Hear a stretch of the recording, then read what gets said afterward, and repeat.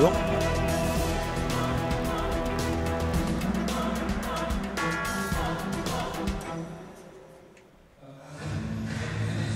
Bonsoir et bienvenue pour cette deuxième demi-finale du 4e Master des internationaux professionnels de Cesta Punta, avec la présentation des 4 protagonistes, en commençant toujours par l'avant bleu, peut-être l'équipe des favoris, avec Eguiguren. Bonsoir Philippe. Bonsoir Arcaïs. Allez, c'est parti ce soir. Mikel Eguiguren, première arrivée aujourd'hui. Il rentre dans ce tournoi. C'est un avant avec des qualités extraordinaires. Moi, je le connais depuis très longtemps. C'est un grand plaisir de le retrouver ici sur cette cancha lusienne. Et je suis persuadé qu'il va nous faire quelque chose de bien. Un attaquant redoutable. Tout à fait, il est complet. C'est un super joueur. Il sera associé à l'arrière à Arnaud Aliès. Voilà, le colosse béarnais, le palois. Il revient sur cette cancha lusienne. C'est un habitué.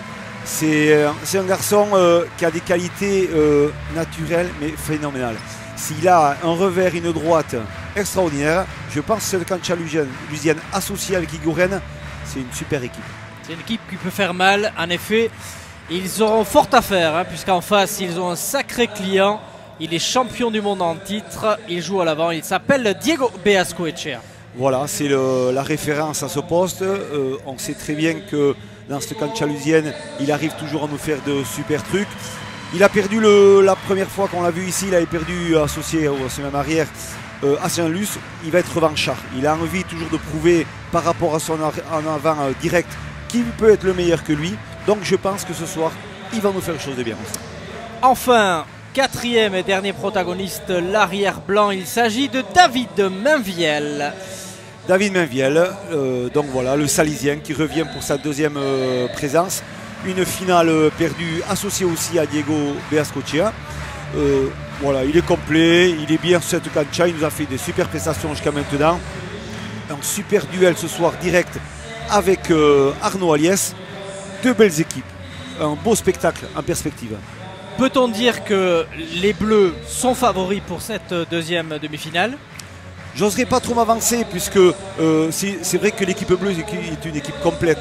Mais en face, il y a de la belle concurrence. Alors, pronostic, je ne le donnerai pas. Je dirais place au jeu et voyons une super partie ce soir. En tout cas, elle risque d'être passionnante tant devant que derrière parce qu'on a deux redoutables attaquants d'un côté, Mikel Eguiguren et Diego Beascoechea, et de notre côté, deux arrières redoutables aussi, très solides, en la personne d'Arnaud Aliès et l'expérimenté David Mainviel. Voici donc les 4 protagonistes.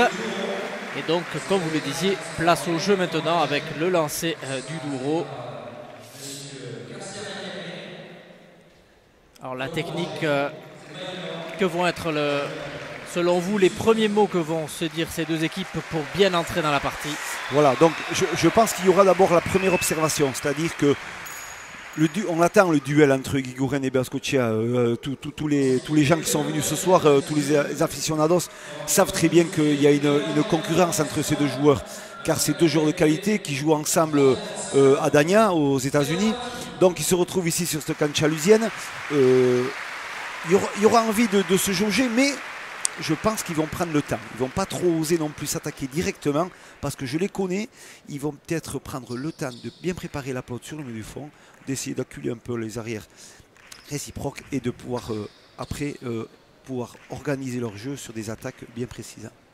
Les Bleus ont remporté le toss, le Douro, raison pour laquelle vous les voyez ici à l'écran choisir la pelote, puisque chacune des pelotes, Philippe, a des caractéristiques qui lui sont propres. Oui, exactement. Ça a été discuté, je pense, bien au vestiaire.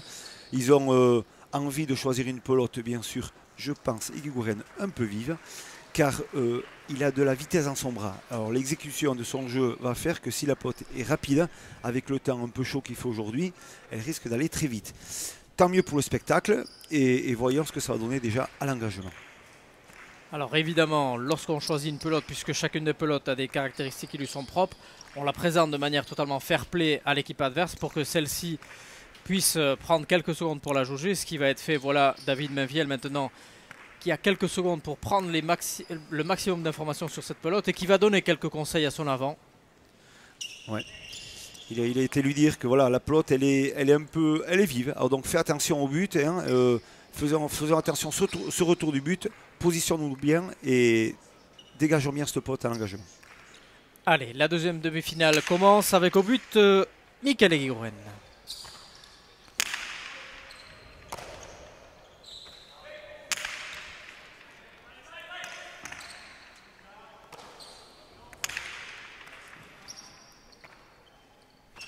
Voilà, tous les joueurs ont touché la pelote.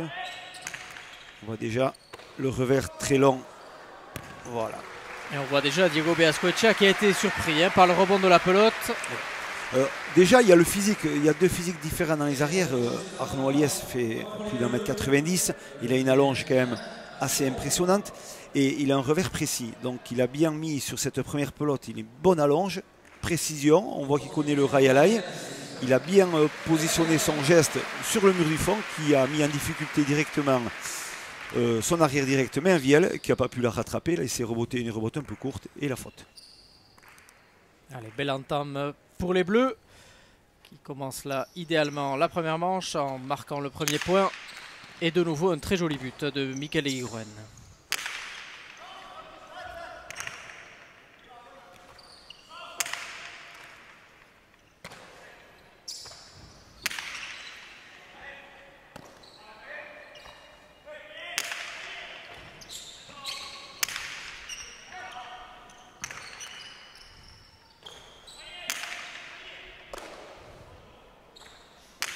Voilà, on voit qu'ils prennent le temps. Ils sont en train de préparer leur pelote. Différemment des autres parties qu'on a vues jusqu'à présent, où on avait souvent des attaquants et des attaques, voilà, des attaques plus rapides. Là, c'est vrai que les joueurs, les avants, prennent le temps de bien préparer le pelote, déjà pour attendre un peu la faute de l'arrière adverse, ce qui s'est passé. Et donc, la faute de David Mainviel.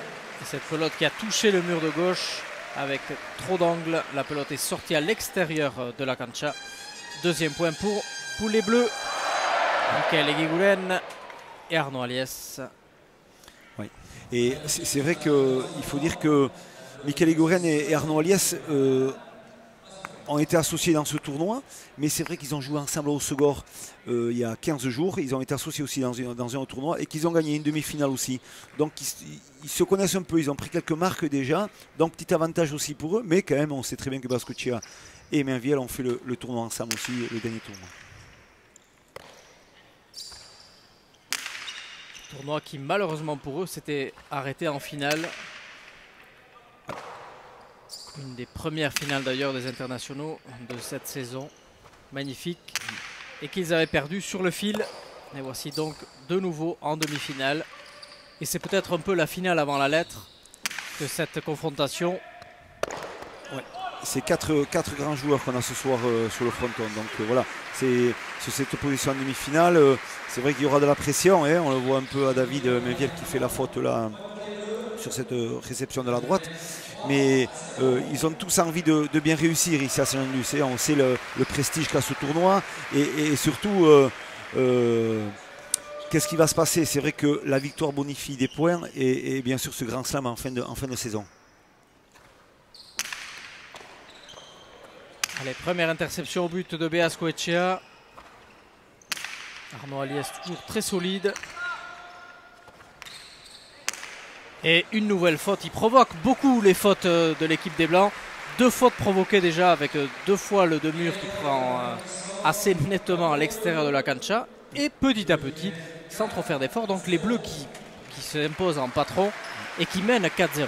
Oui, tout à fait, Arcaïs. C'est vrai qu'on voit que là, Eguiguren joue dans un fauteuil parce qu'il a la chance d'avoir Arnaud Aliès qui est métronome sur tous ses revers.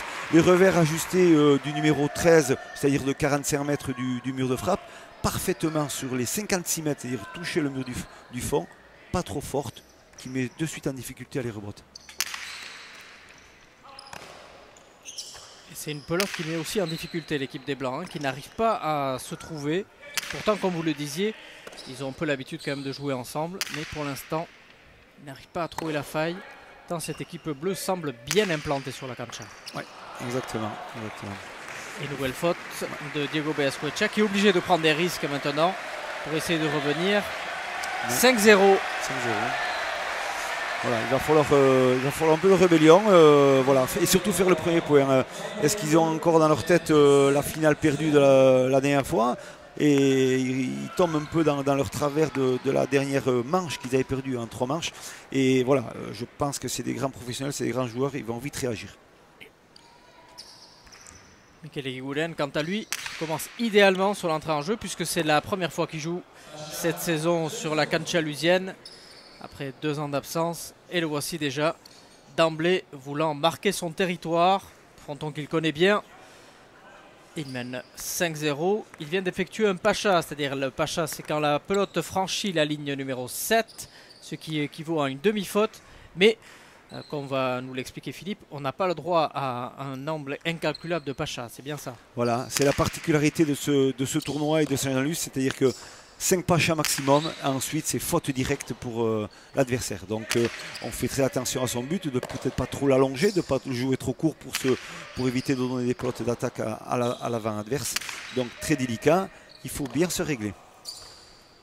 Et surtout dans l'éventualité d'une 3e manche, ça peut coûter cher ce genre de pacha. C'est pourquoi les joueurs se doivent de jauger entre sécurité et prise de risque. Belle amortie d'Eguiguren, très bien rattrapé par David Mainviel. Demi-volée magnifique d'Arnaud Aliès qui allonge, comme vous le disiez, avec son revers et qui de nouveau force les Blancs à la faute. Ouais. Véritable travail de sape de ce Arnaud Aliès en début de partie. Super. Très complémentaire, on voit sur cette première approche de partie, 6e point. Très complémentaire. Une attaque un peu courte du Costao par-dessus l'épaule de Eguiguren, relance de David Mainviel, beauté pronto, un drop du revers d'Arnaud Aliès et qui fait une relance après parfaite, toujours dans son style, un revers lourd, bien positionné sur le petit palette au mur du fond et c'est des potes qui sont ralentis, donc à les rebotes très difficiles à renvoyer et Beascochea a du mal à se régler.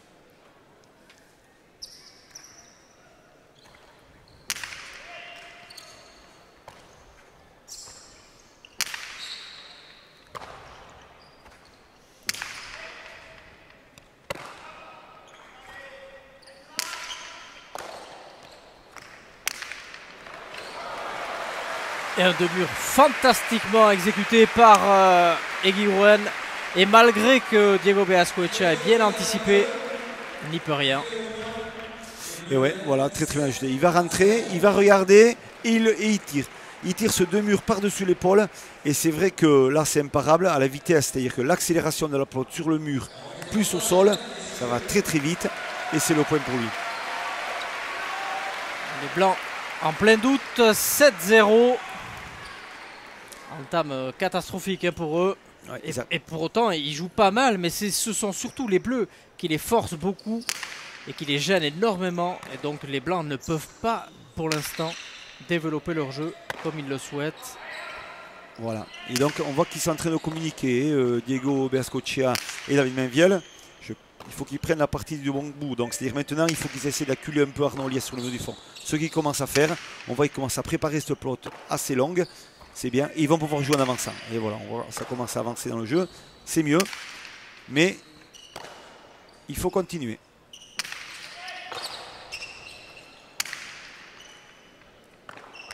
Et voilà.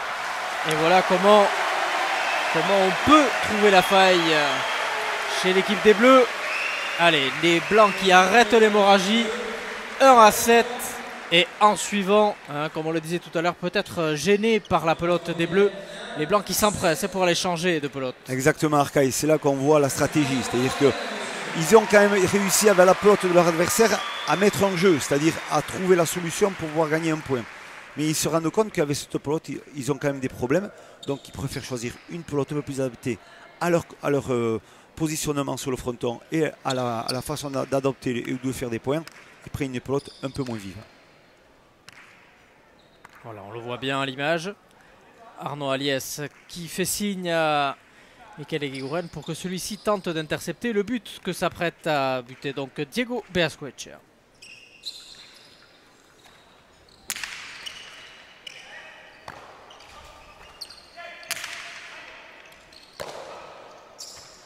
Voilà, il retrouve un peu plus de hauteur dans ses revers. David Mainviel, voilà. C'est parfait. C'est parfait ce qu'il fait Arnaud ici. Arnaud Aliès, très très bonne relance sur du revers.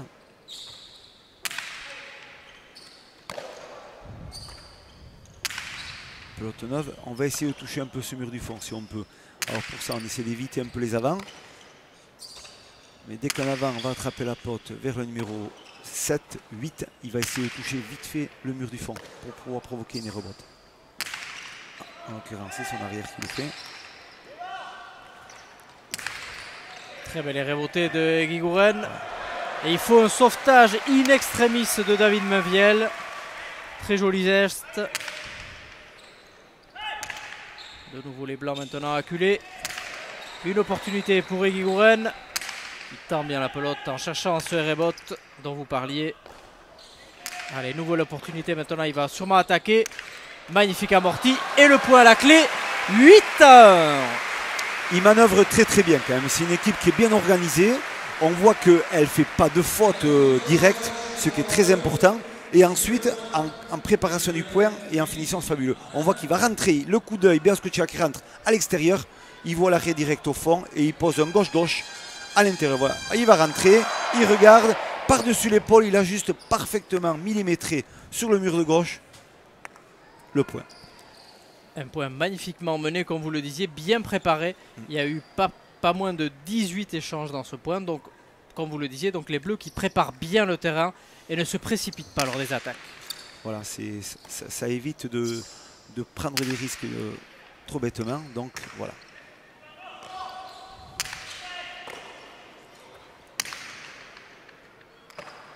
Très joli geste de nouveau d'Arnaud Aliès, cette demi-volée.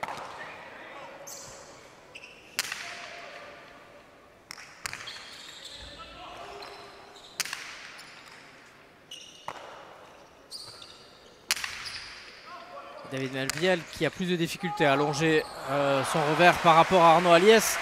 Bien que là, le rebond qui a un peu fusé a pris de court un peu Michael Guigouren, permettant à l'équipe des Blancs de reprendre un petit point. 2-8. Ouais. C'est vrai que, voilà, comme je vous le disais tout à l'heure, c'est vrai que les rebotes avec une pelote un peu neuve, souvent elle est différente, suivant si le geste du revers est appuyé ou non. Et là, sur le revers quand même un peu tendu de David Mainviel, à l'impact au sol, au retour de les rebotes, elle a fusé. Et ça a gêné énormément Michael Guigouren qui n'a pas pu la réceptionner. Allez, Diego Beaskocia de retour ici au but. Lui qu'on rappelle champion du monde en titre.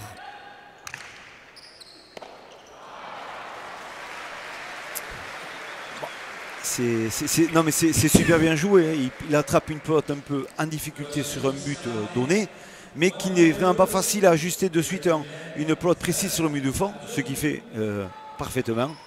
Il est en pleine réussite, cette équipe est bien rentrée. On voit, voilà, il va livrer. Hop, il est gêné sur sa réception, c'est pas grave. Il réajuste un revers un peu long et il fait un petit palette au mur du fond. Et voilà, c'est le point. Parfait, parfait. C'est difficile de la ramener du coup droit là. Oui, il a ploté qu'au le mur de gauche, mais c'est très bien. Et autre arme de Michael Guigouren, c'est que pour l'instant, il bute très bien. Il évite à chaque fois Diego Beaskocia. Alors que ce dernier, lui, a un peu plus de difficultés. Quelle on peut dire couverture. Que tout réussit au ouais. bleu maintenant. Non, ils sont hyper bien organisés. On voit que les deux sont bien sur ce cancha. Michael Guigouren, il arrive à ajuster des rebotes longs ou courts, ce qui fait très bien pour gêner énormément David Mainviel. Et grosse couverture de terrain quand même. Hein. Il peut être au numéro 5 comme il est au numéro 9. Donc physiquement, pour l'instant, il est très bien. Est-ce que ça va durer ?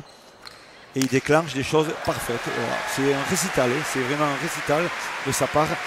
Il voit son avant direct qui est reculé au 7,5 et il ne se gêne pas. Hein. Il est bien dans sa tête, il se sent bien sur cette cancha et il ajuste. Voilà, il va rentrer une pelote, il voit que Diego Beaskocia est bien derrière lui, il se dit je ne me gêne pas, j'ajuste mon costard, rien à faire.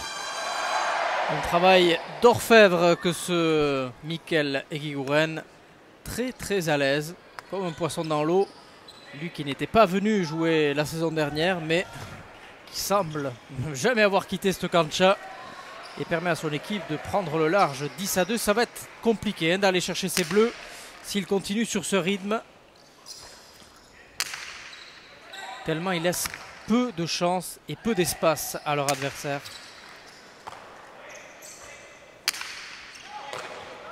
Et autre arme d'Eguiguren qu'on voit en début de partie, c'est qu'il les rebote très bien aussi. Hein. Il met à chaque fois en difficulté les Blancs. C'est vraiment un joueur complet, il sait tout faire.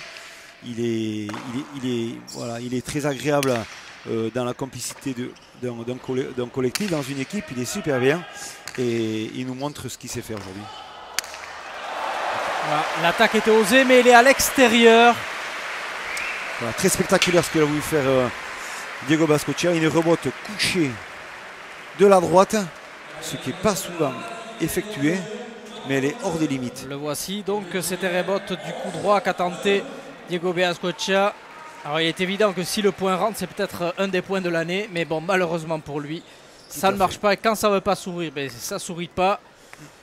Et donc les Bleus qui continuent d'accroître leur avance de 9 points maintenant, 11-2. On vous rappelle la règle de ce tournoi. Le tournoi se joue en 2 manches gagnantes en 15 points et en cas d'égalité à une manche partout. Une troisième manche départage les deux équipes, mais cette fois-ci en 5. Oui.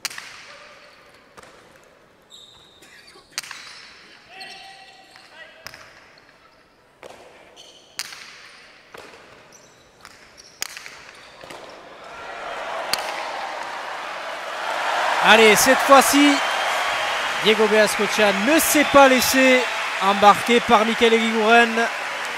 Mais il peut se permettre, Mikel, dans la mesure où il domine le jeu, il peut se permettre toujours d'attaquer une pelote. S'il la livre un peu, c'est pas trop grave, mais il va continuer toujours à fixer son adversaire sur la droite. Ce qui risque de lui permettre dans 2-3 points de pouvoir positionner une attaque plus vers l'intérieur où il risquera de faire le point. C'est ça l'avantage d'avoir beaucoup de différence de points au milieu de la partie et on peut se permettre de faire des choses. Allez, une pelote très bien terminée avec cette cortada, ce raderet de Diego Bascochea ici aux commandes. Allez, il arrive à bien éviter Mikel Eguiguren cette fois-ci. Ce qui va permettre à son équipe de poser le jeu.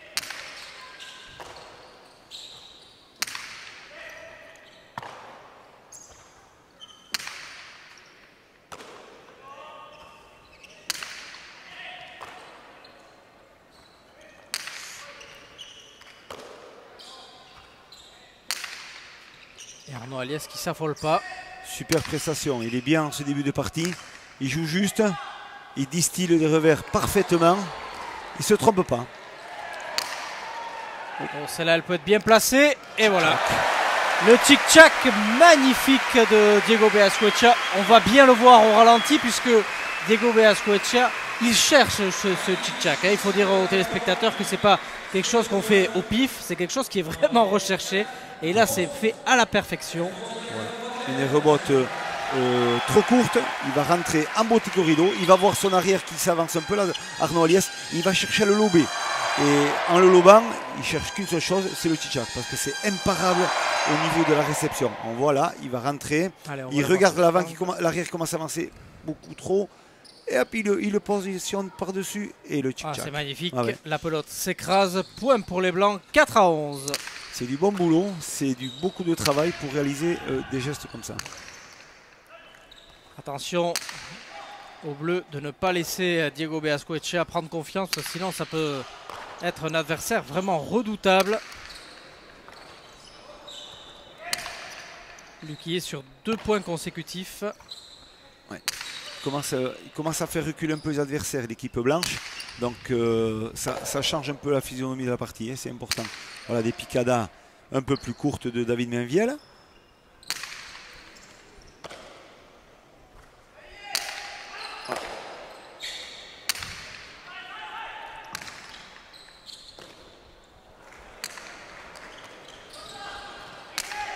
Mikel Eguiguren qui cherche la même chose que Bascochea et qui l'obtient. Voilà, parce que ça a mis énormément en difficulté le retour de David Mainviel, parce que c'était quasiment un tic-tac parfait.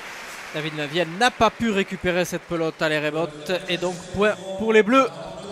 Et voilà, il refait la même chose, il va taper le sol et le mur du fond. Ça fait tic-tac, ça retombe en suivant. Très très dur à rattraper, il faut vraiment une anticipation et une réception de pelote à les rebotes et pour la renvoyer. Mais surtout, on remarque qu'on a deux avants très techniques qui se permettent de pouvoir taper ces pelotes-là. Et je peux vous dire que c'est beaucoup de travail, c'est de la précision, c'est de la répétition. Et c'est deux grands techniciens qu'on a ce soir. Ce n'est pas exagéré de dire que c'est même deux artistes, deux métronomes, que ces deux joueurs, Diego Beaskoetxea et Mikel Eguiguren, qui font partie des 3-4 meilleurs avants du monde. Ouais, largement. Il tombe vraiment largement dans le top 4 des meilleurs avants avec Goicoechea bien sûr. Ils sont vraiment super. Allez, une petite faute d'Arnaud Aliès, ce qui est rare quand même depuis le début de la partie. Lui qui est si sûr, pourtant il s'en veut. Comme quoi il cherche la perfection. Et les Blancs qui reviennent petit à petit. 5 à 12. Première faute au 12e point pour lui. C'est vrai que voilà, on aurait pensé plus qu'il aurait fait dans une faute un peu plus provoquée, que là c'est vraiment une faute un peu facile. Mais bon, on sait qu'il ne va pas en faire beaucoup comme ça.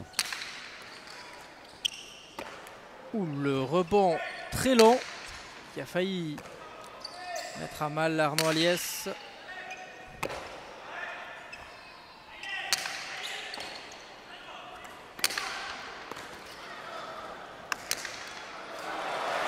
Et voilà comment, quand on ne finit pas correctement un point, la punition est à la clé avec Mikel Eguiguren. Mikel Eguiguren qui a anticipé le demi-mur de Beaskoetxea, s'est bien placé.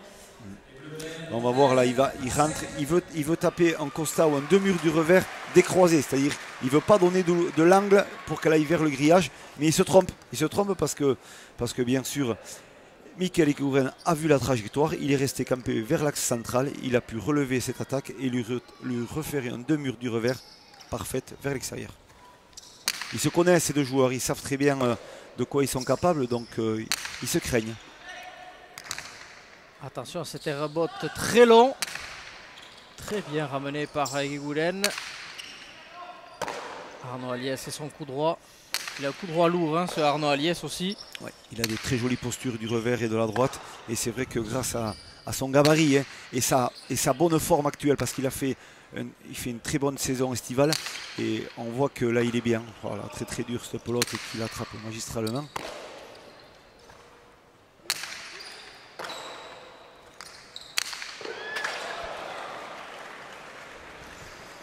Sur la ligne, si j'ai bien entendu. Sur la ligne, ça, oui, en effet.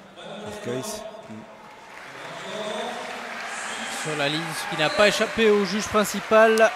C'était bien osé, Il tente, c'est un attaquant, hein, on connaît, voilà, il va attraper la pelote. Il voit toujours son avant direct à côté de lui, il tente. Mais la pelote s'échappe un peu plus du mur de frappe et au lieu de rebondir à l'intérieur de la cancha, de la bonne limite de jeu, elle est partie sur l'extérieur ou sur la ligne. Et sur les lignes sont fausses à Cesta Punta. Exactement. Petite particularité de la pelote basque, contrairement à beaucoup de jeux que vous suivez sur les antennes de Canal+, dont le tennis. En pelote basque, toutes les pelotes qui touchent une ligne sont fausses.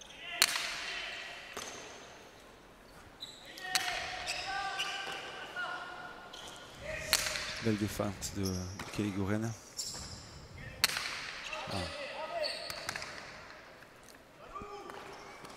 Très joli rebote d'Eguiguren qui met en difficulté David Mainviel. Qui lui-même réajuste une rebote parfaite. Hein. Tout à fait. C'est là qu'on voit la qualité de ces 4 joueurs. Arnaud Aliès qui a tenté de nouveau une demi-volée. Peut-être un pas, il manquait peut-être un pas. Et finalement, à la fin, il perd le point. Ouais, il pensait que son avant, Mikel Eguiguren, était trop loin. Donc il a voulu tenter le botte pronto, le drop de la droite. Mais il a fait une erreur. On voit qu'il a hésité et au moment où il a voulu renlever son terrain, puisqu'il a vu son avant qui a fait l'effort de venir rechercher ce pelote sur le mur du fond, c'était trop tard, il avait touché la pelote. Mais voilà, les Blancs reviennent. C'est jamais perdu, hein. On voit une manche, elle n'est jamais terminée. Aucune équipe jusqu'à présent, depuis le début de la compétition, n'a lâché à n'importe quel moment. Ce qui prouve que c'est des gros compétiteurs qu'on a là ce soir. Allez, 7 à 13, 6 points d'écart. La manche qui se joue en 15. Les Blancs qui vont devoir de nouveau prendre des risques, trop de risques peut-être. 14 à 7. Diego Beaskoetxea qui s'en veut, puisque C'était peut-être une des dernières opportunités de revenir dans cette première manche. Bien que ça ne soit pas encore terminé, 14-7, ça commence quand même à devenir compliqué, puisqu'il faudrait que les Blancs alignent 8 points, c'est-à-dire plus que l'équivalence de ce qu'ils ont fait jusqu'à maintenant, et ce, sans faire le moindre de faute.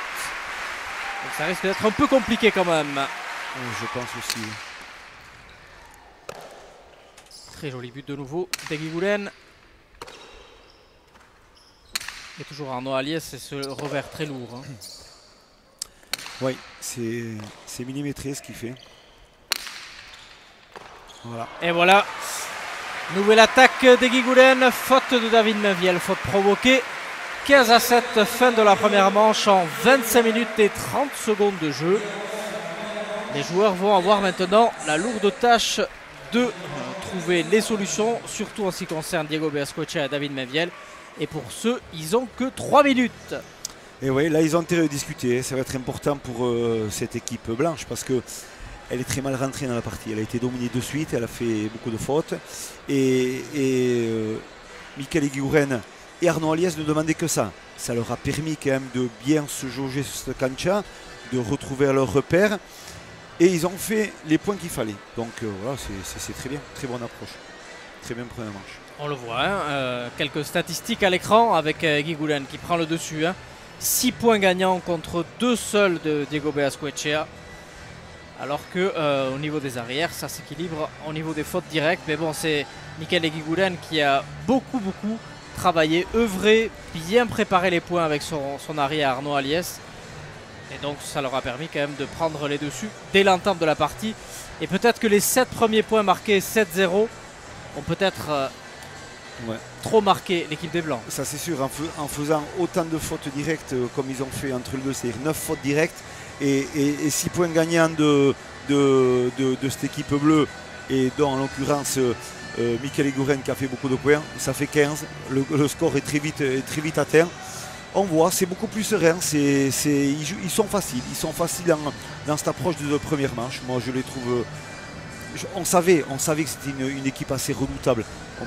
Moi je ne pensais pas qu'ils allaient dominer autant, mais ça prouve qu'ils sont là sur cette cancha alusienne pour prouver qu'ils veulent être les meilleurs ce soir, et même au niveau de cette possibilité d'arriver en finale de ce tournoi-là, ça va devenir dangereux pour les autres. Alors Philippe, vous qui êtes sélectionneur de l'équipe de France de Cesta Punta, si vous deviez coacher maintenant en quelques secondes l'équipe des Blancs, qu'est-ce que vous leur conseilleriez pour essayer de revenir à bout de cette équipe bleue?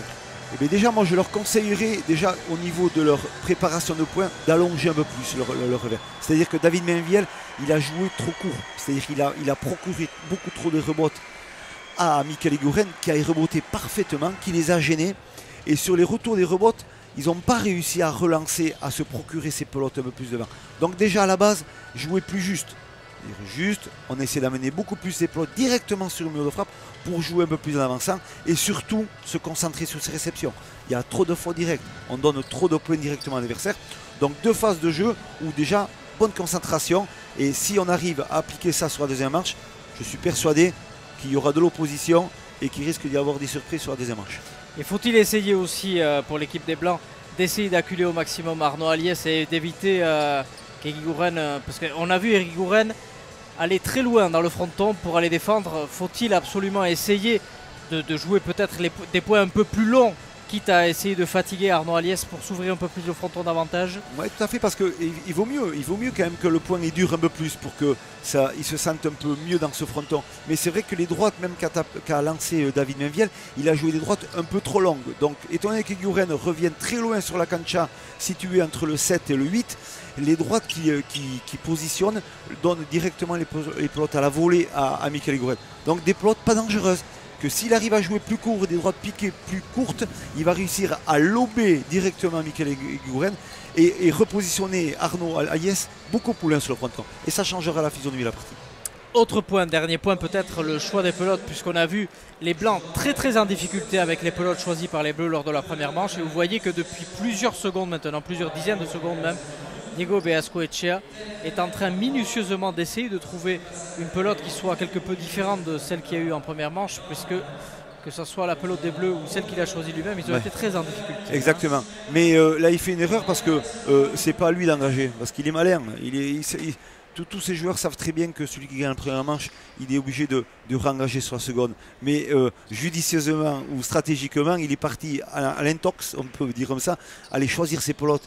Mais le juge principal, qui est le référent de cette partie, il lui a dit de suite, non, allez vous placer au retour du but, l'engagement est pour les Bleus. Allez, c'est reparti. Deuxième manche, on vous rappelle le score de la première, 15-7 pour les Bleus. Qu'on retrouve ici au but avec son avant, Mikkel Egiguren.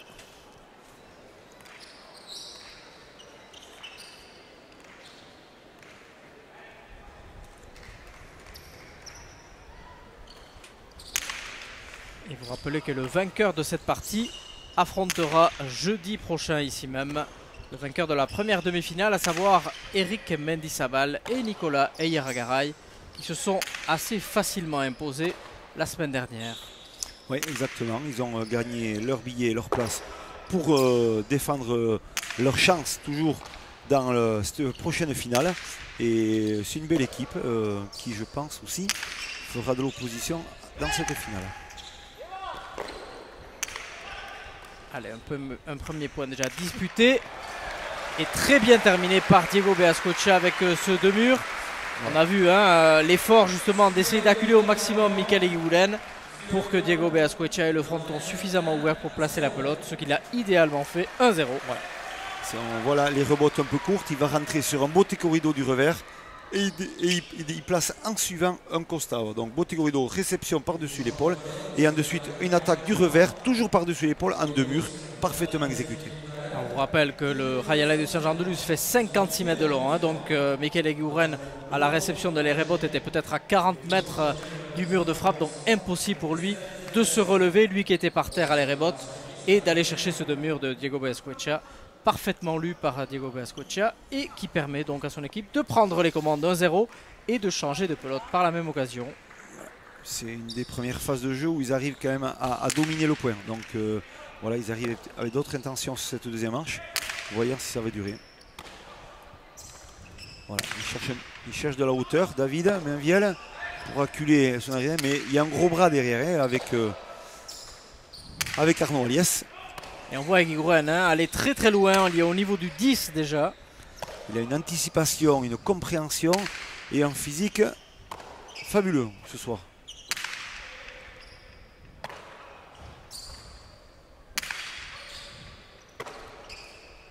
C'est un fronton dur à Saint-Luc, 56 mètres. Il n'est pas spécialement rapide, on dit plutôt que c'est un fronton assez naturel. Mais ça demande de la longe et de la précision. Donc des arrières comme ça, assez physiques, c'est bien.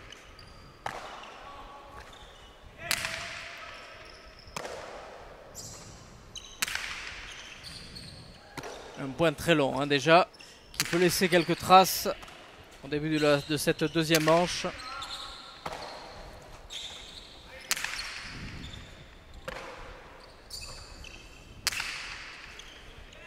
Il n'y a aucun des deux arrières qui veut lâcher. Attention à cette rebotte. Pour Diego Beascocha, une opportunité. Un petit coup d'œil, la cortada. Et c'est le point. Magnifique. De nouveau, un point bien préparé par les Blancs. Donc, qui se précipite, en tout cas, au début de ce deuxième manche, beaucoup moins que tout à l'heure. Et c'est peut-être la clé du succès.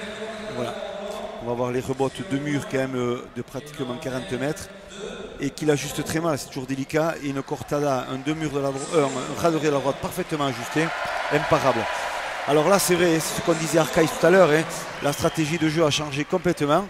Ils font rebotter un peu plus Mikkel Egiguren dans un positionnement très loin du mur de face. Et donc, c'est plus délicat. Et il tente des choses de loin qu'il ne faisait pas avant. Et il se soumet à de l'ouverture de jeu et des attaques de ses adversaires, ce que réalise très très bien Diego Beascocha. Et un point très long, 22 échanges au point précédent.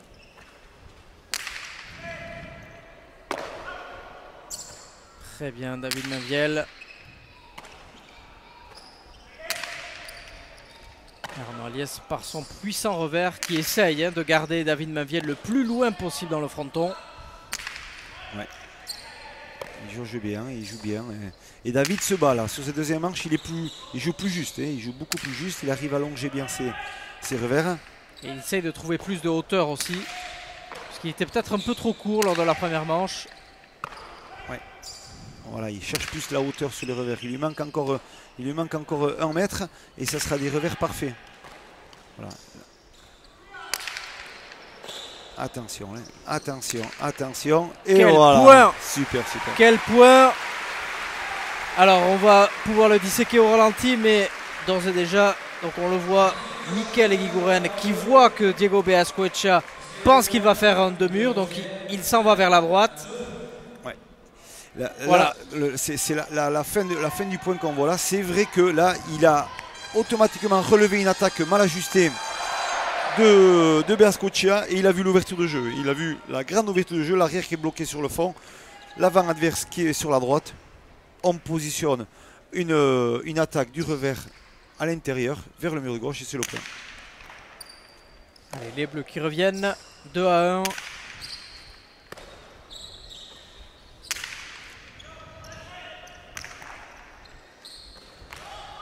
De nouveau de manière acrobatique et cette fois-ci... Oh! Quel point! Superbe point. Ouais. Un rebond très acrobatique, un peu comme celle qu'il a tenté tout à l'heure, mais cette fois-ci ça lui a souri. Et le rebond a été tel que Mikel Eguiguren a été lobé. Voilà. C'est un positionnement très dur quand même. Ce qu'il tente là, c'est vraiment magnifique. Parce que dans une rebotte couchée et éloignée de ce mur de frappe, tenter un deux-murs et réaliser ce qu'il a fait, c'est fabuleux.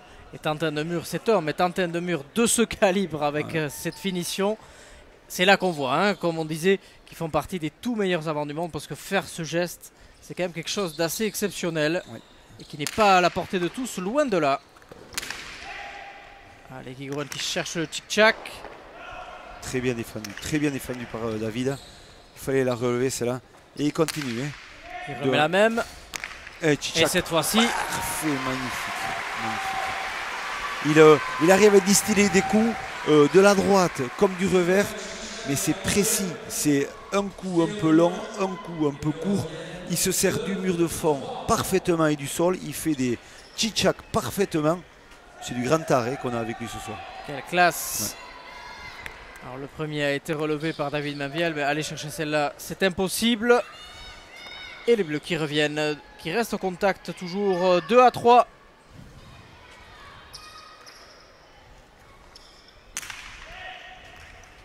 Très joli but, toujours très long, hein, le but d'Eguiguren. Ouais, ils se craignent avec Diego Beaskoetxea, ils se connaissent bien, donc il ne veut pas prendre de risque à lui donner la pelote trop près sur le but, donc il préfère allonger un peu.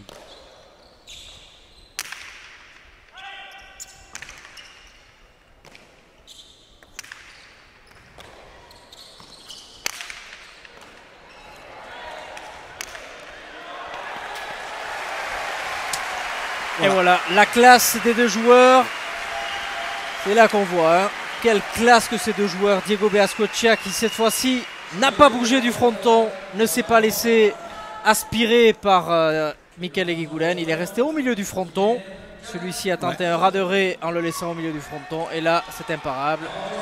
Ça n'est fallu de peu quand même, hein, qu'Arnaud Aliès n'arrive à cette pelote. Mais il savait, Mikel Eguiguren, qu'il a fait une grossière erreur en livrant cette pelote. Et puis il n'a pas essayé de se déplacer. Il était bloqué sur son mur de gauche. Il savait très bien qu'il ne pouvait plus bouger. Donc il fallait bien ajuster, hein, pour Diego Beaskoetxea. Ce qu'il a fait parfaitement. Et voyant l'arrière adverse qui se déplaçait, il a posé, mais tout doucement, malicieusement, pour faire un point parfait. Allez, 4-2. Les blancs qui sont plus à l'aise, hein, depuis le début de la deuxième manche.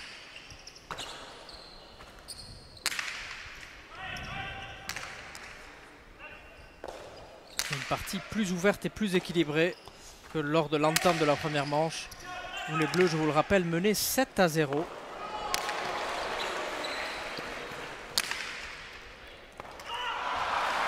Et de nouveau, hein, Mikel Eguiguren qui tentait encore l'impossible, et David Mainviel, malheureusement, qui n'arrive pas à relever la pelote pour lui et son équipe. 3-4. Ouais. Là on voit, il rebote un peu courte de Diego Beaskoetxea.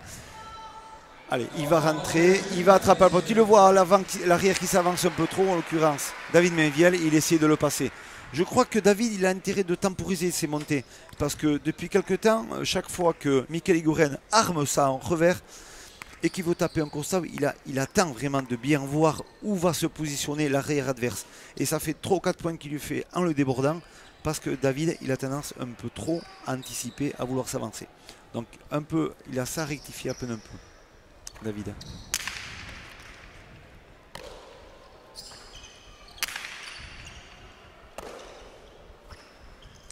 Ah, super revers. Parfait. Il fait toujours reculer son adversaire direct, Arnaud. Et voilà. Et là voilà la faute d'Arnaud Aliès, 5-3. 2 fautes du revers, 2 fautes de la droite, 4 fautes. Voilà. Il faut qu'il fasse attention, c'est sa première sur la deuxième manche.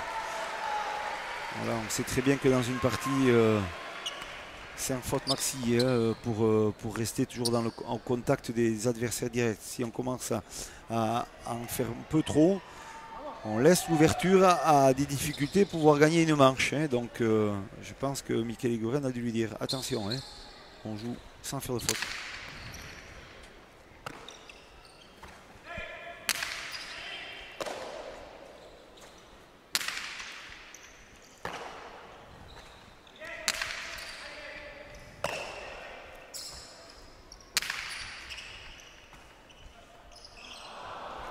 Serait-ce une baisse de régime ou que se passe-t-il, Arnaud? C'est des fautes inhabituelles. Mais on voit que depuis quelques points, Diego Bascochea distille mieux son jeu. Il le fait avancer, il le fait reculer avec son collègue.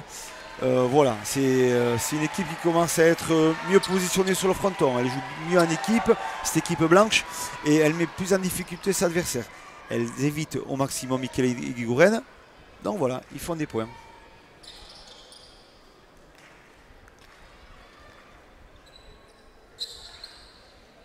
Allez, c'est reparti pour Beascoechea. Magnifique but de nouveau. 6-3.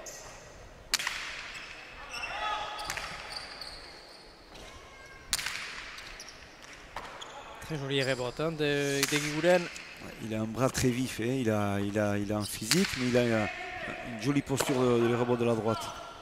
Allez, très belle droite de David Meviet, très belle droite. Il faut une grosse défense de Michael Iguren. Allez, autour de Diego.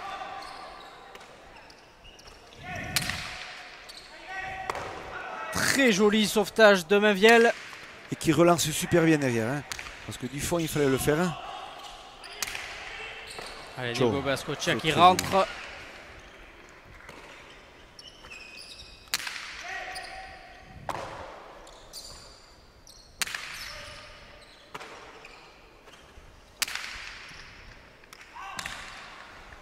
Ah, la pelote un peu courte pour Beascoechea qui acrobatiquement la ramène.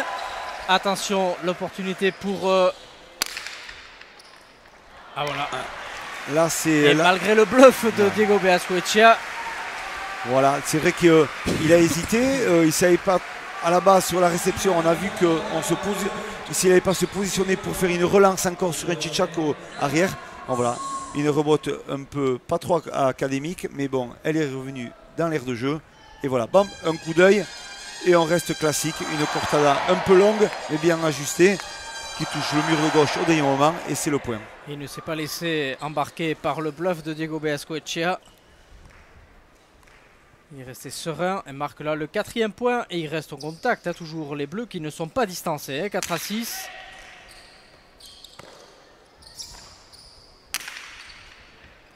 Et on sent que les blancs doivent beaucoup plus se déployer pour gagner les points. Oui. Aïe aïe aïe, on a entendu le bruit de l'arrêt. Malheureusement pour Diego Beascoechea qui s'en veut.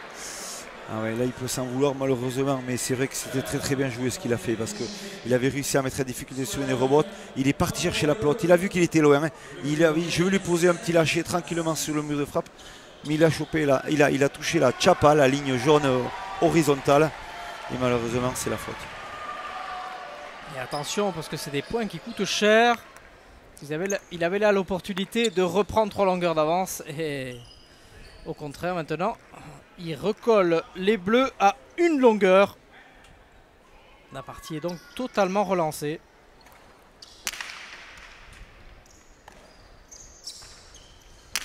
David qui cherche des revers. C'est un revers court mais croisé. Il essaye de gêner un peu Michael Eguiguren parce que ça va durer. Ça fait depuis le début de la partie. Il fait des retours du but. Il vient chaque fois chercher des pelotes au 10 pratiquement. Pour Michael Eguiguren, ça va venir difficile, je pense. Il a intérêt de faire jouer un peu Arnaud Aliès parce que voilà, sur des revers très rapides et très courts tendus, ça va devenir difficile les réceptions. Allez, 7-5. Au but de nouveau, Diego Beascoechea, 34 ans.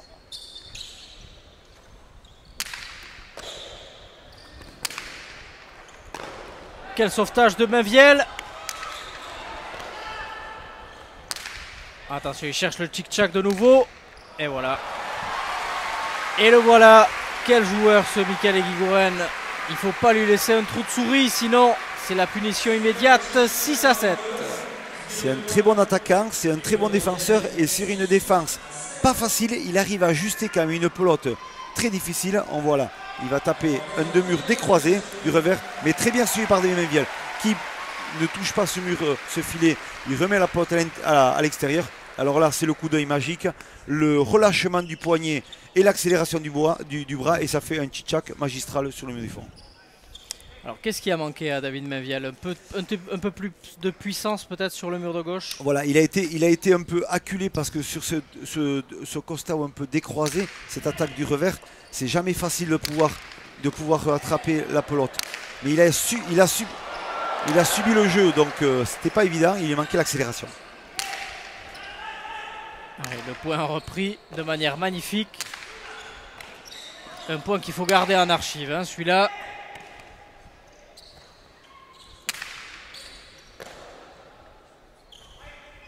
Avec ce sauvetage in extremis de Diego Beascoechea notamment. Et là ça se calme un peu plus. Voilà, c'est reparti dans la préparation. Il y a ces temps forts et ces temps un peu plus faibles. Attention la pelote, oui, à l'extérieur. De nouveau, hein. Chaque fois qu'on jauge mal le tir sur le mur de gauche, ça peut beaucoup sortir, hein, sur la droite.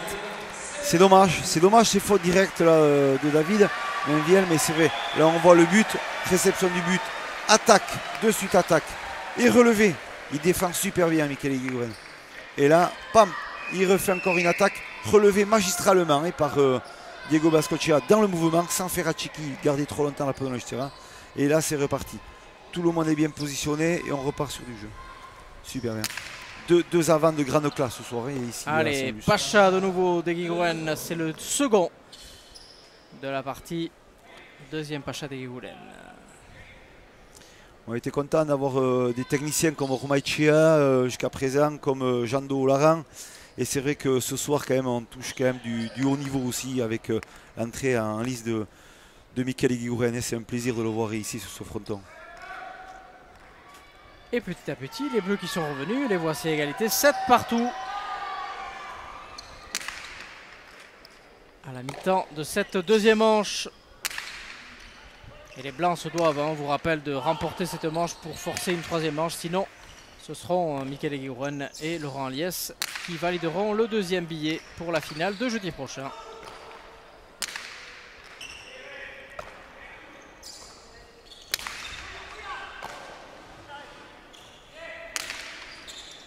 Voilà, il faut qu'il relance un peu haut, il faut relancer un peu haut. Il joue un peu trop court, donc voilà, il est font avancer ces bleus, David Mainviel. Donc c'est l'erreur, c'est un peu l'erreur stratégique en ce moment. Voilà, il relâche encore les pelotes.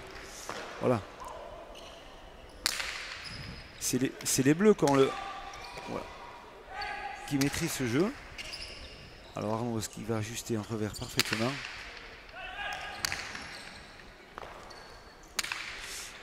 Alors ça, c'est parfaitement exécuté. On a vu Arnaud Aliès qui a lancé cette pelote sur le vert, très mal ajusté, mais qui est resté positionné sur la ligne du 8-9. Il s'est dit, je suis bien placé, mais il ne s'est pas replacé. Donc erreur stratégique, la pelote repart, elle rebote. Et là, le coup d'œil, la bicheta de l'avant, Diego Beascoechea, qui s'est permis d'ajuster une rebote positionnée sur le haut du fronton, qui a fait une picada, un rebond très très haut, comme on le voit là, très haut. Et là, on a vu, il est perdu. Il s'est dit, tiens, c'est trop tard. Pourtant, il est grand, hein, il fait 1m90. Mais quand c'est tapé au cordeau comme ça, il n'y a rien à faire. Et la classe de ce Diego Beaskoetxea, qui ne veut rien lâcher, lui qui veut absolument remporter ses internationaux et qui court après depuis un petit moment maintenant. Il a eu une première opportunité il y a 3 semaines avec le même coéquipier David Meviel. Malheureusement pour eux, ça s'est mal terminé en 3 manches en finale. Ils ont la deuxième possibilité dès aujourd'hui, mais encore faut-il remporter les 2 manches suivantes. Ce qui ne va pas être facile, mais ils ne lâchent rien. On les voit avec un tempérament beaucoup plus gagneur que lors de la première manche, où on les sentait quand même un peu abattus après cette série de 7-0. Ils ont peut-être lâché la première manche, mais les voici maintenant. Une partie beaucoup plus équilibrée. Ouais, c'est vrai.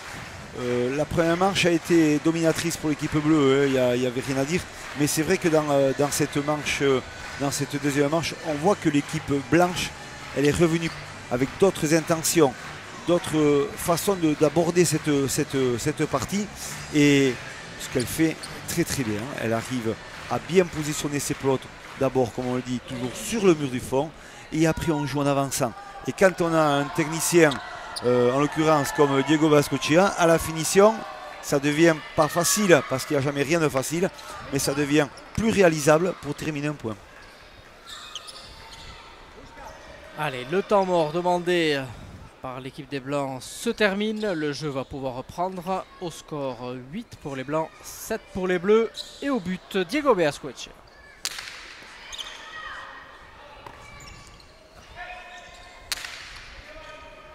De nouveau, le travail des arrières. David Meviel qui retrouve un peu de sa superbe.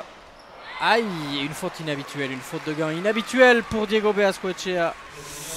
8 partout. Ouais, c'est malheureux, c'est dommage, cette équipe, elle joue bien, mais elle donne à un moment donné, elle donne la faute facile qui donne le point à l'adversaire sans lutter. Et les Bleus, je peux vous dire qu'ils sont très contents de cette situation-là. Hein. Donc s'ils arrivent à gommer un peu, comme je disais tout à l'heure à l'attaque de la deuxième manche, de gommer un peu ces fautes directes, je pense que le score peut changer. C'est ce qu'on disait, c'est que les Blancs doivent employer beaucoup plus d'énergie pour marquer les points, alors que les Bleus les remportent soit facilement, soit par faute provoquée. Et donc ne se fatiguent pas trop. Et restent au coude à coude sans avoir fait non plus d'éclat comme ça a été le cas lors de la première manche où ils étaient très dominateurs.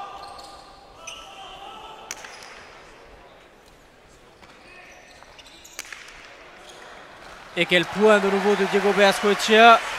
On a pu voir le petit coup d'œil de Diego Beaskoetxea pour voir que Mikel Eguiguren se plaçait pour un retour éventuel du deux-murs. Contre-pied parfait, un amorti vers la gauche et le point dans la poche. Voilà, en avançant, il embarque d'un côté, il lâche à l'intérieur. Sur une picada, la pelote elle impacte au mur, elle redescend. Mais ce point il est gagné grâce à son arrière, parce que David a fait un truc remarquable. Il a réussi à allonger 2 fois son revers bien loin pour acculer carrément Arnaud Aliès sur le mur du fond. Et il ne pouvait pas faire autre chose que de la rattraper et de la renvoyer comme il pouvait, et ce qui a déclenché une attaque de Diego Beaskoetxea. On n'insiste jamais sur le travail de sape des arrières, puisque c'est souvent les amants qui terminent les points. Mais le rôle de l'arrière est primordial et c'est lui le patron même de l'équipe, puisque c'est lui qui place aussi son avant. Ouais, c'est important d'avoir cette cohésion d'équipe, d'avoir chacun son travail, mais c'est vrai que le rôle de l'arrière est important aussi dans le positionnement, dans la préparation d'un point. Alors, c'est vrai que quand il y a des petits problèmes de cohésion, ça se voit de suite. Mais là, dès que ça marche bien, là aussi, il faut le dire. Voilà, là aussi, on le voit, c'est bien réalisé. C'est important, hein, la cohésion d'équipe. Le rôle de l'arrière est important. Diego Beaskoetxea qui va encourager son arrière en lui disant allez, on lâche rien, on est à 9 partout, rien n'est perdu, ne sortons pas de la partie. Il se replace. C'est vraiment un jeu d'équipe, hein. C'est vraiment ça. On joue à 2 en équipe, on gagne à 2.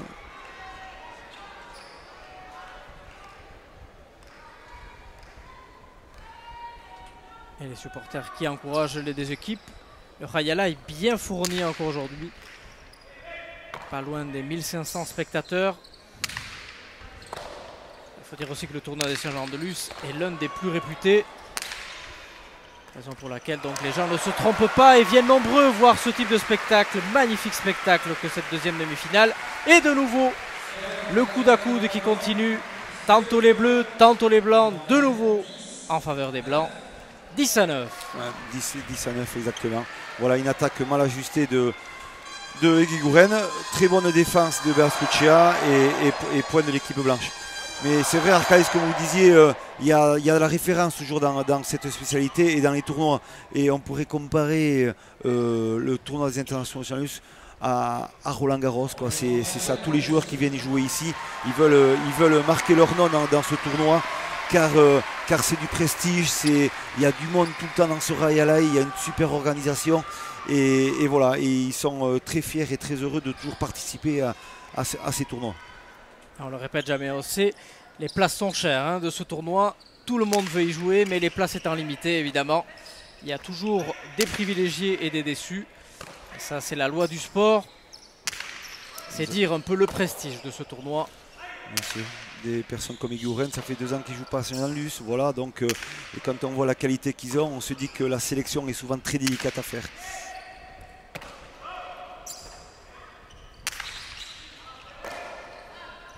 Attention à Eguiguren, pelote bien piquée. David Mainviel qui se laisse beaucoup moins embarquer que lors de la première manche. Très bonne deuxième manche de David Mainviel. On voit qu'il est présent, il s'est un peu requinqué là, sur cette deuxième manche au niveau des vestiaires. Ils ont dû bien parler avec Diego Beaskoetxea. Il est mieux. Il trouve beaucoup plus de longueur aussi hein, dans son jeu. Ouais. Et voilà, il va chercher la pote à la volée. Beaskoetxea, voilà, 2 murs parfaits. Super.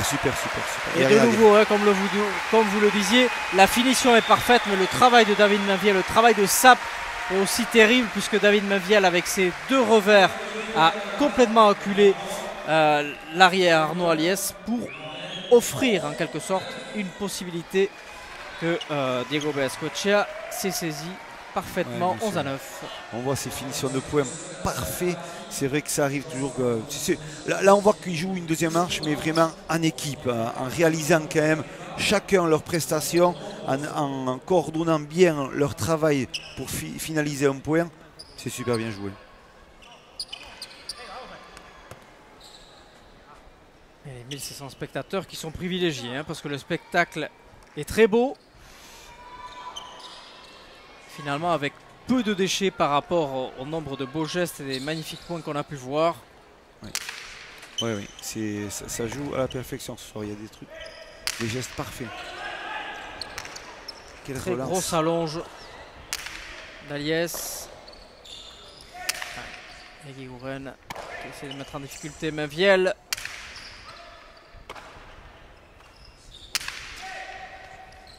Allez, Mainviel toujours aussi sûr. Il trouve de la hauteur.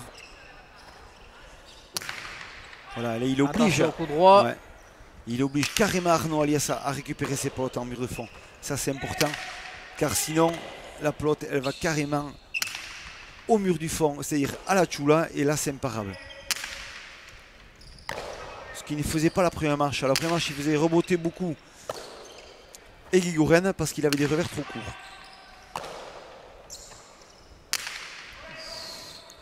Quelle allonge. Allez, attention à cette pelote. Bien récupéré de nouveau par Mainviel. Un point long hein, de nouveau. Ouais. Beaskoetxea au niveau du 7. Qui allonge bien le coup droit. Magnifique. Arnaud Aliès qui est toujours là. Allez, nouvelle opportunité pour Diego Beaskoetxea. Et un pumpa signalé par le juge. Un pumpa de Diego Beaskoetxea. Alors rappelez-nous en 2 mots ce qu'est le pumpa, Philippe. Eh bien, le pumpa, c'est simple. Le pumpa, c'est la pelote, elle sort du schistera. Le schistera est délimité par des cerceaux. Et quand la pelote sort des cerceaux dans la réception, c'est considéré comme pumpa et point à l'adversaire. La pelote n'a pas le droit, en quelque sorte, de ricocher à l'intérieur du gant. Et ouais. Et un échange très long, hein, comme on le disait. L'échange le plus long pour l'instant de la partie, avec 23 échanges ici au ralenti, avec le but d'Eguiguren. Ouais, on voit un retour de but. Ça joue bien, hein. Ces 4 joueurs nous proposent quand même de la qualité ce soir. Il y a du haut niveau. physiquement, ils tiennent le coup, ce qui prouve que leur condition physique est parfaite. Et le ça, voici, le point magnifique de tout à l'heure, qui nous est proposé donc par Sébastien Croquefer et son équipe. De très belles images réalisées ici à Saint-Jean-de-Luz. Vincent Houdin au ralenti et Rémi Castanet. Très jolie partie pour l'instant, magnifique ralenti. Et toujours 11-10 et le deuxième tempo. Alors le tempo c'est le temps mort et on a oublié de le préciser tout à l'heure. Pour l'ensemble de la partie, chaque équipe ne peut demander qu'un seul temps mort. On en a eu un tout à l'heure, un autre maintenant. Donc maintenant, il n'y aura plus de temps mort, que ce soit qu'il y ait ou pas la troisième manche. Les joueurs se doivent de continuer jusqu'au bout sans prendre de pause. Ah, c'est vrai, là on arrive pratiquement à l'heure de jeu. Ça va commencer à tirer sur les jambes et sur les bras. L'organisme commence à être un peu atteint. Cette petite coupure va peut-être leur faire du bien physiquement, mais il va surtout falloir recommencer en suivant sur le même rythme, ce que j'espère ils vont le faire parfaitement. Allez, en effet, 1 heure de jeu, on a déjà franchi l'heure de jeu, des conditions particulières encore au Rayalay avec plus de 60% d'humidité. Une température avoisinant les 26-27 degrés, probablement dans la cancha. Ouais, alors on voit qu'ils jouent toujours la même pelote. Donc la pelote avec quoi ils ont commencé Elle est très vive. Elle est très rapide. On voit, dû à la chaleur, ça se voit dessus. Les trajectoires vont être différentes. Et attention, et là... Arnaud Aliès lui-même a été très surpris, on a vu. Regardez furtivement la pelote qui a fusé au contact du sol.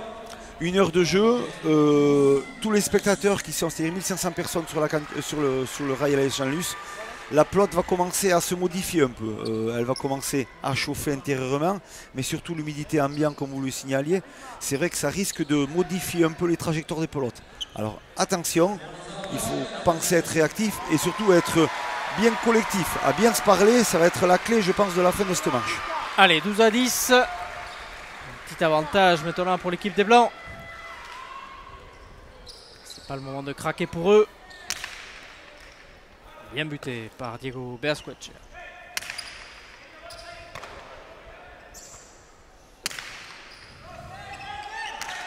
Et David Mainviel qui a très peu de déchets maintenant. Très peu de déchets de David Mainviel. Et du coup, ça facilite beaucoup le jeu de son équipe. 13-10 maintenant, 3 longueurs d'avance. Voilà la particularité de ce Rayalay de Saint-Luz. 56 mètres de long, ce qui veut dire 56 mètres de long de l'espace de jeu pour les joueurs.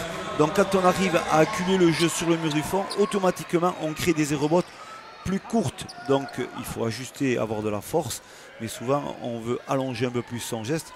Et automatiquement quand on va allonger, on sort les pelotes souvent des limites de jeu. Allez, Diego Beasquetchea au but. Cette fois-ci intercepté par Eguiguren.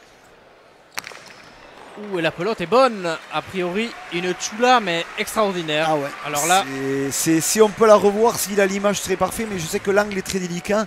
C'est une chula à montrer dans les écoles de pelote. La pelote, elle est partie sur l'angle. 201 km/h. Très belle ouverture. Et on va voir, elle va taper, toucher l'angle et rouler directement au sol. Donc on ne peut même pas compter de rebond puisque la pelote, elle roule au sol. C'est quelque chose de très rare, honnêtement de très rare. C'est un geste parfait. Les spécialistes d'autres spécialités de pelote basque comme le robot vous auraient dit que c'était un araya parfait. Exactement, autre discipline de la cesta punta, de la pelote en général. Et un point qui arrive au bon moment pour les Bleus. S'il avait été faute 14-10, ça aurait été très compliqué. 13-11, c'est toujours jouable. Oui. Aïe. Petite erreur là d'appréciation d'Eguiguren. Il a hésité soit à la prendre de volée, soit de la laisser. Finalement, il tente un truc entre les deux en demi-volée. Malheureusement pour lui, c'est trop tard. Et 14-11. 14-11. Et on en revient toujours à ce dialogue. Ça va devenir compliqué. Il faudra retrouver de la lucidité. Les trajectoires changent. On voit que la pelote, elle tombe au bout d'un moment, elle a une trajectoire assez longiligne, assez rectiligne, mais au bout d'un moment, elle arrondit et elle tombe. Donc c'est là qu'il faut vraiment communiquer. Et ce que n'a pas fait Arnaud Aliès, il a mis dans l'embarras carrément Michael Higuren qui a tenté sa chance en attrapant la pelote et en faisant la faute. Allez, 14-10, c'est une opportunité importante maintenant hein, pour Diego Beazcoechea de remporter la deuxième manche et de forcer cette troisième manche qui se jouerait cette fois-ci en 5. Encore faut-il gagner un point. Et ça ne sera pas pour cette fois-ci, puisque ce sont les Bleus et cette pelote sur le colchon de Diego Beazcoechea qui remporte le point 11-14.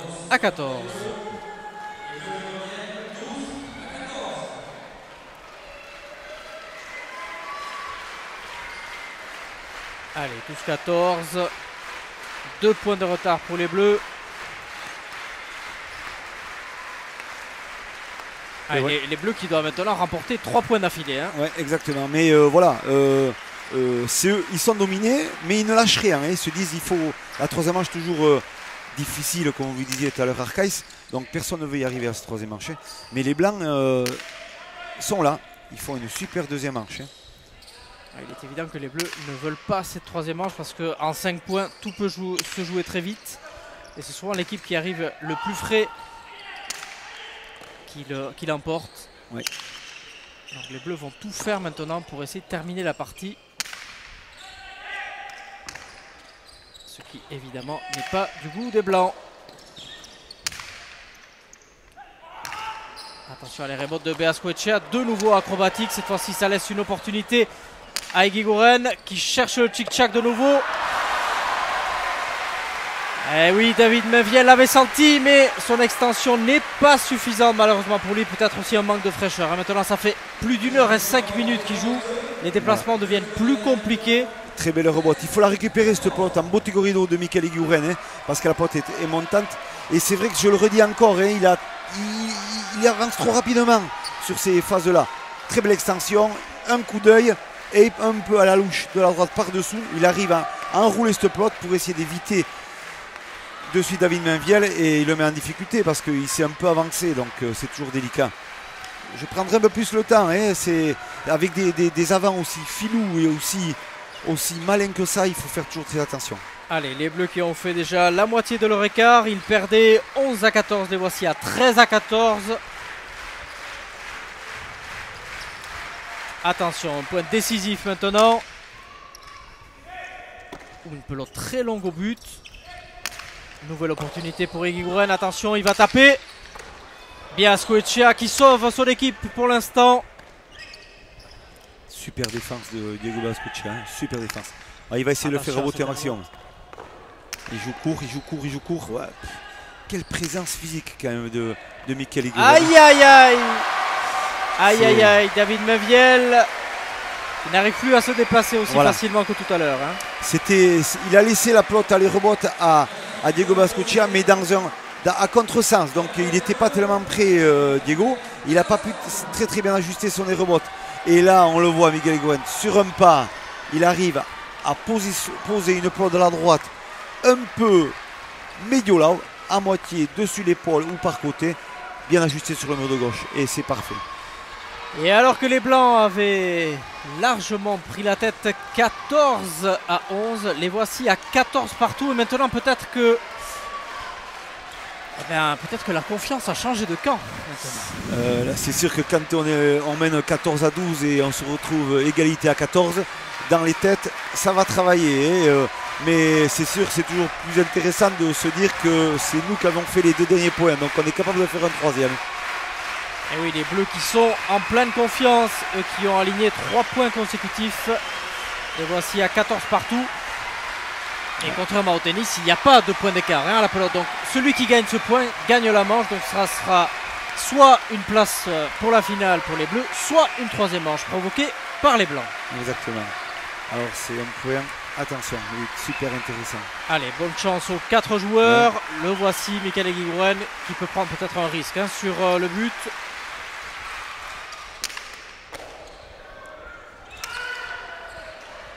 Et voilà, Il a pris le risque. Trop risqué. Peut-être trop téléphoné même. Diego Beazcoechea qui rattrape parfaitement la pelote. Amorti. Et les Blancs remportent sur le fil 15-14 et force la troisième manche. Il devait y penser à l'engagement, se dire il ne faut pas que je lui livre le but, il ne faut pas que je lui livre le but. Mais c'est difficile ce qui rattrape Diego Beazcoechea, c'est digne d'un grand champion. Et pour relâcher ensuite ce gauche-gauche du revers, la grande classe. Tant mieux, c'est pas... Il méritait cette deuxième manche quand même, cette équipe blanche. Et tant mieux pour nous et pour le spectacle. Et peut-être dur pour ces joueurs-là, mais on aura une belle troisième manche aussi. Et c'est vrai comme vous le disiez, parce qu'il ne faut pas que la main tremble. Là, Diego Beazcoechea, c'est là qu'on voit les grands joueurs qui prennent des risques dans des moments décisifs, parce qu'on aurait pu jouer la sécurité, ce qu'il n'a pas fait. Exactement, exactement. Et voici donc les statistiques cumulées des deux premières manches. Point gagnant, que ça s'équilibre, hein, on le voit. Hein, tout à l'heure, Eguiguren était très au large. Maintenant, 13 points gagnants pour Eguiguren, 11 pour Beazcoechea. En ce qui concerne les fautes directes, Beazcoechea qui en avait fait énormément lors de la première manche continue à être en tête, mais ça se réduit un peu, 9-4. Ouais. Et les arrières s'équilibrent. Ouais, les arrières au niveau de fautes, voilà, c'est égalité. On voit qu'ils font une bonne prestation ces deux arrières parce qu'ils font 6 fautes, mais il faut se dire que c'est des points durs qu'il y a aujourd'hui. Il fait très chaud et il faut jouer. Et au niveau des attaques, c'est vrai que Diego Beazcoechea a remonté un peu son retard au niveau des attaques. Surtout grâce à son arrière. Et moi je dirais super prestation de deuxième manche de David Mainviel qui a procuré surtout des beaux points, des belles pelotes à son avant. Et on vous le disait, hein, c'est peut-être la finale avant la lettre que cette deuxième demi-finale très disputée. Ouais. Et aucune des deux équipes évidemment ne veut lâcher. Ouais. Alors, quelle est la clé maintenant de la troisième manche selon vous, Philippe ? Alors là, je pense que l'équipe blanche a intérêt de continuer toujours son même rythme, c'est-à-dire de toujours travailler ce mur de frappe, toucher ce mur arrière, acculer un peu plus Arnaud. On a vu qu'Arnaud, il est vraiment moins dangereux quand il se trouve sur l'arrière. Comme tous les grands arrières, c'est toujours délicat. Et ça leur a réussi dans ces deuxièmes manches. Par contre, je pense que Eguiguren, il va falloir qu'il ose un peu plus, mais qu'il soit plus précis. Ce qu'il n'a pas fait sur la deuxième manche. Autant il a été impérial lors de la première manche, autant ses attaques étaient moins tranchantes lors de la deuxième manche. Ouais. Et ça en est ressenti, hein, surtout pour son équipe qui a eu beaucoup plus de difficultés à imposer son jeu. Et ce sont donc, somme toute, comme vous le disiez, logiquement et de manière méritée, hein, ouais, que les Blancs remportent cette deuxième manche non sans difficulté. Troisième manche maintenant donc qui se joue, on vous le rappelle, en 5 points. Donc une entame catastrophique et totalement interdite, hein, dans ce type de finale. Oui, exactement. Ça va être très délicat. C'est l'équivalent du tie-break ou de la séance de tir au but. Dès qu'on perd un point, ça commence à devenir très compliqué. Exactement. Allez, les Blancs ayant remporté la deuxième manche, ils bénéficient de l'engagement pour cette troisième manche. Et nous allons retrouver donc tout logiquement Diego Beazcoechea sous le regard du public lusien.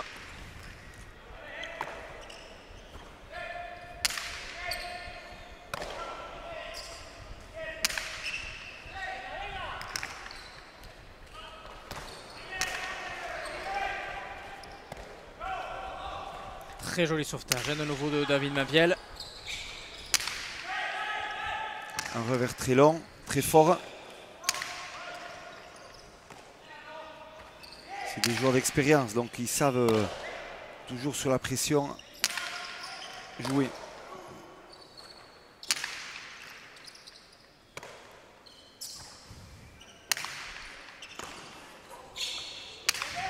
Quelle sécurité qu'il a, il ne fait pas de faute ce Mikel Eguiguren, c'est très difficile. Attention à cette pelote, bien rattrapé par Mainviel. Quel sauvetage d'Eguiguren.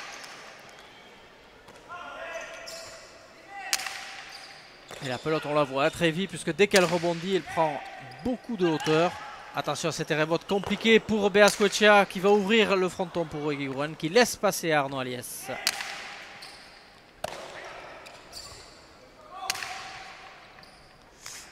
Arnaud s'économise un peu là, parce qu'on voit qu'il ne rentre pas trop ses potes, il fait reboter Mikel Eguiguren, mais ça va être dur. Hein. Il a du mal à se lever un peu, Mikel Eguiguren, sur les rebotes. Il joue beaucoup. Hein.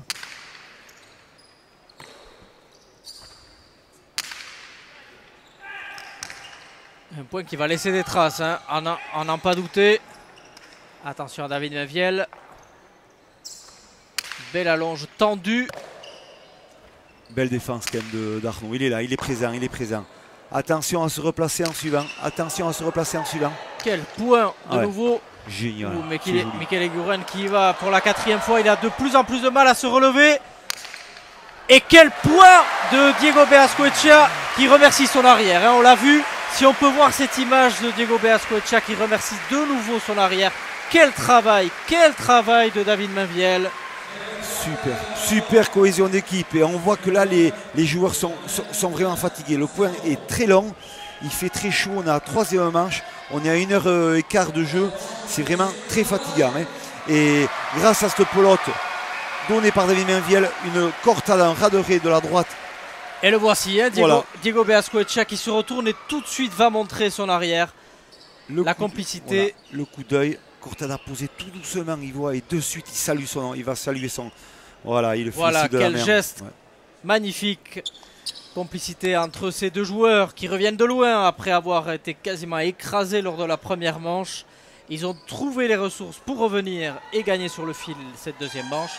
Et les voici en tête 1-0 dans cette 3e manche avec un point, comme on le disait, très éprouvant.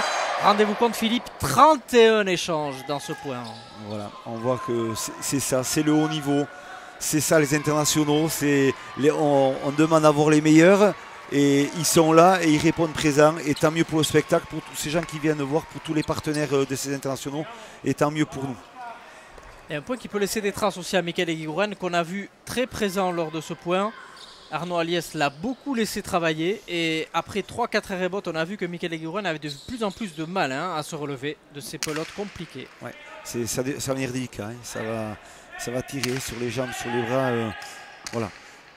C'est des grands sportifs, mais ce soir vraiment ils se donnent physiquement, ils se donnent beaucoup sur la cancha. On est déjà à 1h17 de jeu, c'est vous dire l'intensité de cette partie. La pelote est bonne, miraculeusement. Oui, et le sauvetage parfait d'Arnaud Aliès sur le mur de gauche. Là je peux vous dire que ça va ferrailler durer dans tous les sens. Et ça envoie des pelotes parfaites.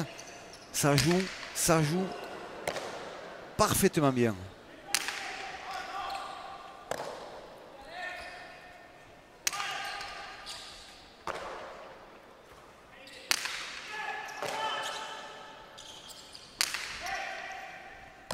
Michael Eguiguren qui essaie de suite de ramener le jeu sur l'arrière. Et pour vous donner une idée de l'intensité de cette partie, la 2e manche a eu la même durée que la demi-finale intégrale de la première demi-finale de la semaine dernière. Exactement, on a été un peu moins gâtés pour le spectacle, c'est sûr. Il y a une domination énorme de Rick Mendizábal et de Eric Garay. Et ce soir quand même on est gâtés. Quelle partie. Et le public lusien ne se trompe pas.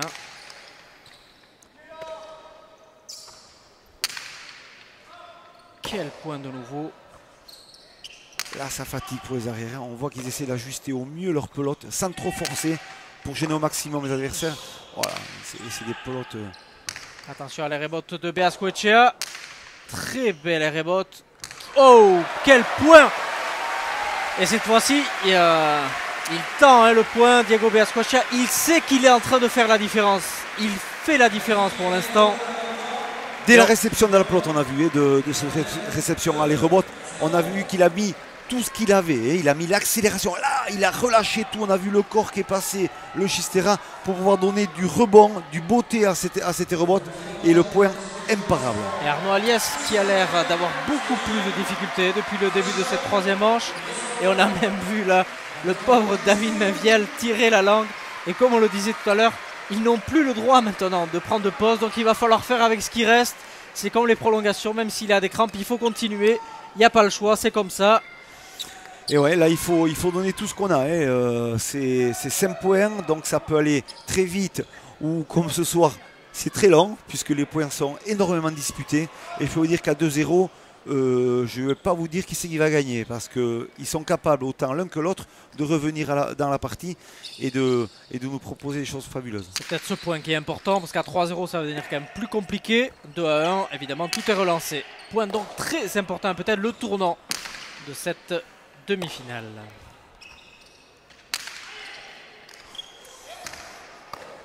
Ouh, quel sauvetage de David Mainviel. Il est partout. Il est partout, ce David Mainviel. Et il est encore là. Quelle prestation. Celle-là va être compliquée. Il y est toujours. Arnaud Aliès qui laisse passer pour Michael Eguiguren.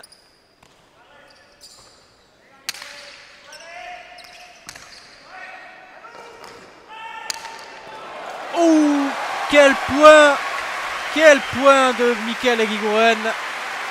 Prise de risque maximale s'il avait raté la pelote. 3-0, ça aurait été très compliqué. Mais là, il remet son équipe sur les rails 1-2. Et on voit de plus en plus Arnaud Aliès laisser Michael Eguiguren jouer quasiment tout seul sur la cancha.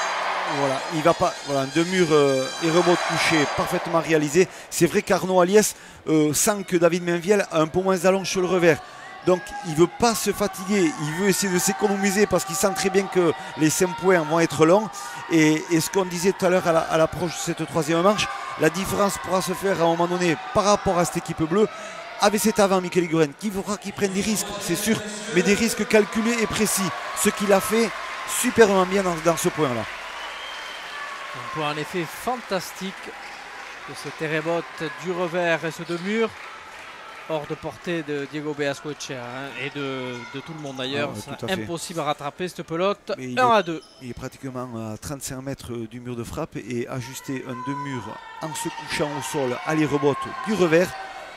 C'est vraiment du travail, de la technicité, de la lucidité, de la compréhension par rapport au placement de ses adversaires et de la grande réalisation. Fabuleux. Quand on vous dit qu'on a là le plateau le plus impressionnant et les meilleurs joueurs du monde, ben vous avez là le meilleur argument par le jeu. Et cette partie qui continue 1h22, rendez-vous compte.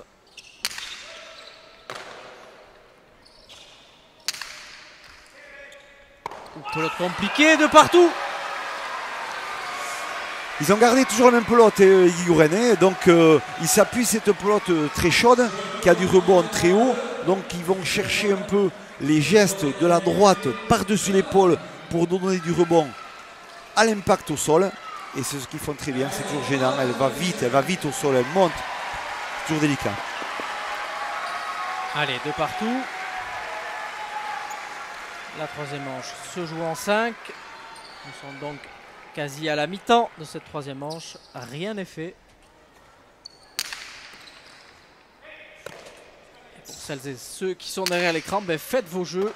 Difficile de dire à ce moment de la partie, après 1h23 de jeu, qui va gagner. Ouais, ça va être délicat. Déjà à 2-0, on disait que ce serait dur. On voit 2 partout. Ils donnent tout ce qu'ils ont.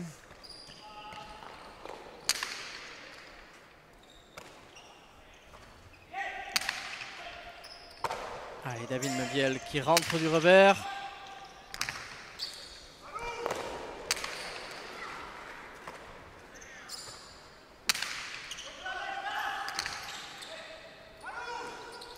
Là, elle va être compliquée celle-là. Ah ouais. Oh, mais quel, non, quel geste!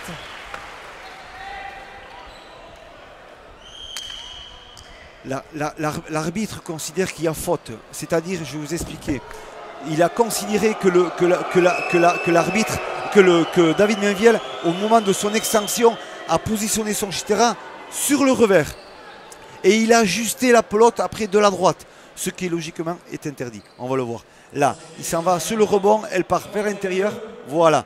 Et il revient vers l'extérieur. C'est-à-dire que la pelote part sur le revers.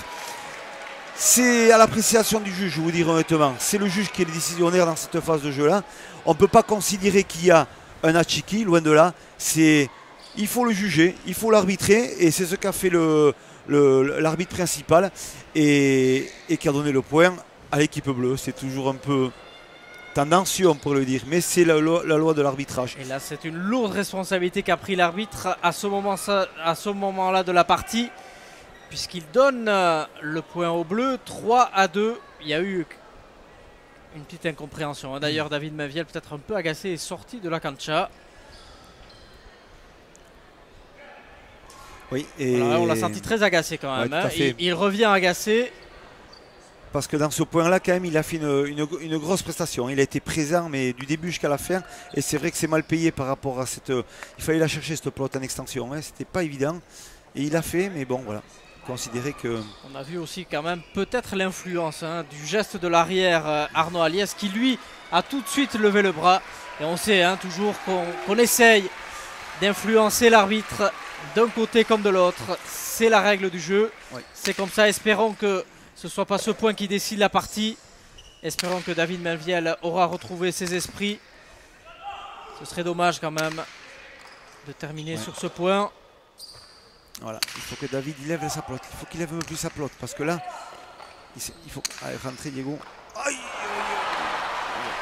Là, c'est une faute, une grossière faute là de Diego Beazcoechea. Arnaud Aliès joue parfaitement au niveau stratégie d'équipe. C'est-à-dire qu'il prend zéro risque. Il sent très bien que ses pelotes sont lourdes, David Mainviel, mais trop courtes. Donc il laisse reboter son avant. Et là, en l'occurrence, Michael Eguiguren. Et là, après, c'est vrai que c'est à cette équipe blanche à s'organiser sur le refil. Diego Beazcoechea voulait rentrer sur le beauté corrido, mais il fait la faute. 2-0, 4-2. Et voilà, 2-0, 4-2, 4 points consécutifs. Et maintenant, les Blancs dos au mur et peut-être psychologiquement atteints par le point précédent aussi. Ça va être compliqué maintenant pour les Blancs. Aïe, la pelote qui s'échappe. Celle-là va être très compliquée pour David Mainviel. Il est là. Très grosse prestation. Même si, quel que soit le résultat, la prestation de David Mainviel est à souligner.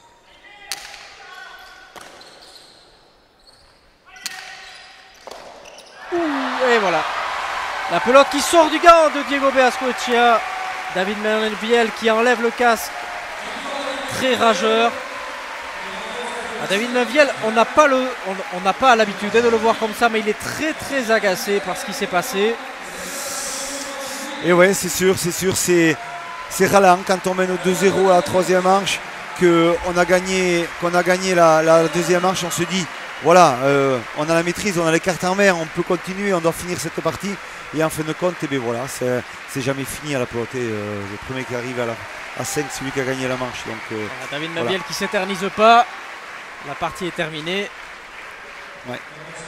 Mais quel spectacle ce soir, Arcaïs, qu'on a eu dans ce Rayalay. 4 joueurs exceptionnels, 1h27 de partie, de l'intensité, un tempo chacun. Voilà, vraiment du haut niveau ce soir, avec de la qualité technique, comme je le dis, et de la qualité de jeu.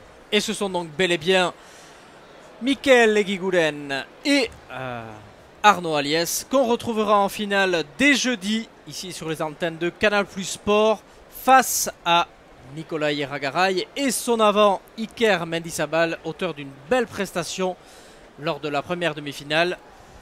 J'espère que le spectacle vous a plu tout autant qu'il nous a plu, ainsi qu'à tous les spectateurs du Rayalay qui ne se sont pas trompés dans cette partie. Merci beaucoup à vous Philippe et on se retrouve très bientôt sur les antennes de Canal. Bonsoir Arcaïs, à très vite.